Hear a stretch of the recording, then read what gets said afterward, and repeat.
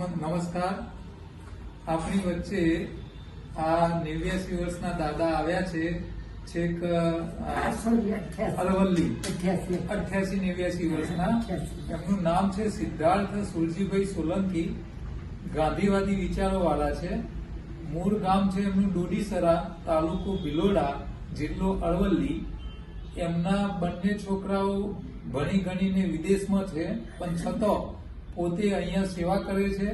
અરવલ્લી આદિવાસી આદર્શ ખેતી વિકાસ મંડળ નામની સંસ્થા એમને 50 વર્ષ પહેલા ઉભી કરેલી અને ખેડૂતોને પ્રાકૃતિક ખેતી, પાલેકર સાહેબની જે સજીવ ખેતીનો કોન્સેપ્ટ છે એના ઉપર કામ કરે છે દાદા. અને એ જ સંસ્થાની અંદર ધોરણ 1 થી 8ની આદર્શ આશ્રમ શાળા પણ ચલાવે છે. એમના આશ્રમ શાળાના જે પ્રિન્સિપાલ છે એમનું નામ છે કૈલાસબેન અને એમનો સંપર્ક નંબર છે 9427402297. આ સંસ્થા આવા ગાંધીવાદી વિચારોના કારણે ચાલે છે. અને 89 વર્ષે અમારી શાહીબાગની સંસ્થામાં એકલા આયા છે.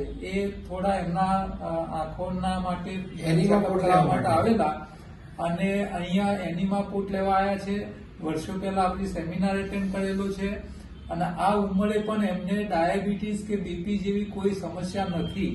અને મનના કેટલા મજબૂત કહેવાય આ જોવાનું છે કે આટલી ઉંમરે એકલા આપણા સેન્ટર ઉપર આવ્યા છે. એમને કોઈનો સહારો પણ લેવાની જરૂર પડતી નથી. એટલે આપણી હેલ્થ સાચવવી એ આપણા હાથની વાત છે. મેં દાદાને પૂછ્યું કે તમારી હેલ્થ કેમ સચવાઈ, તો એમને પહેલી વાત કીધી કે તમે અહીંયા જે વાતો કહો છો કે ચાવીને ખાવાની આદત, એ મારી આદત છે, એના કારણે મને આ ઉંમરે પણ બીમારીઓ નથી. તો આ જન્મજાત ગાંધીવાદી, ગાંધીજીને જે ખાદી ધારણ કરેલી છે, વિનોબા ના જે ભાવ હતા વિનોબાના, એના એમને જીવનમાં વણેલા છે અને આખું જીવન સેવા માટે જ એમને સમર્પિત કર્યું છે. તો આ માનવ જીવન કેવું હોવું જોઈએ આનું જીવતો જાગતો આ ઉદાહરણ આપણી પાસે બેઠું છે. દાદા આપણે રવિન્દ્રનાથ ટાગોર જેવી દાઢી રાખો છો? હે, ઘણું વધારે કહેવાય. એટલે આપણે દાદાના જીવનમાંથી કંઈક શીખીએ અને 60 પછીની જે કમસે કમ વાનપ્રસ્થ જિંદગી જે છે એ દાદાની જેમ લોક સેવા માટે વાપરીએ તો આપણું જીવન ઉદ્ધાર થાય અને ભગવાને આપણને જે અમૂલ્ય જીવન આપ્યું છે એનો સાર કંઈક નીકળે. વધુ કંઈક એવું નથી, પણ આપણે કંઈક દાદાના જીવનમાંથી કંઈક શીખશો એવા ભાવ સાથે.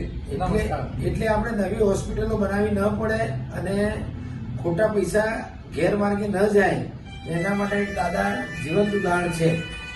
જય સિયારામ.